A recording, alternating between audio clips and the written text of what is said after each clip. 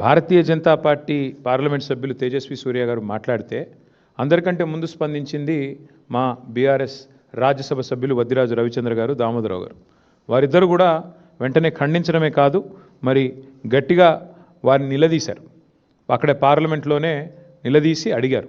నాకు కూడా తేజస్వి సూర్య గారు ఫోన్ చేశారు. బ్రదర్, నేనేదో అన్నాను, తప్పుగా అర్థం చేసుకున్నారు మీ వాళ్ళంటే, లేదండి మీరు మాట్లాడింది చాలా తప్పు, నాకు ఆయనతో గతంలో పరిచయం ఉంది.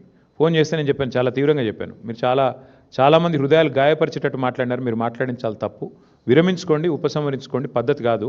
ఎందుకంటే మాట్లాడొచ్చు, పార్లమెంట్లో ప్రజాస్వామిక పద్ధతుల్లో మాట్లాడొచ్చు, కానీ మీరు చేసింది చాలా తప్పు, మీరు చేసిన కామెంట్ కూడా తప్పు. ఇది మీ పార్టీ అభిప్రాయమా వ్యక్తిగత అభిప్రాయమా నాకు తెలియదు, బట్ మీరు మాట్లాడింది మాత్రం అస్సలు కరెక్ట్ కాదని చెప్పి నేను కూడా గట్టిగా చెప్పాను. అల్టిమేట్గా మేము ఖండించిన తర్వాతనే ఆయన ఏదో ఎక్స్ప్లెనేషన్ ఇచ్చుకున్నారు. నా ఉద్దేశం అది కాదు, ఇది కాదు, కాంగ్రెస్ని నిలదీయడం ఎక్స్ప్లెనేషన్ ఇచ్చుకున్నారు.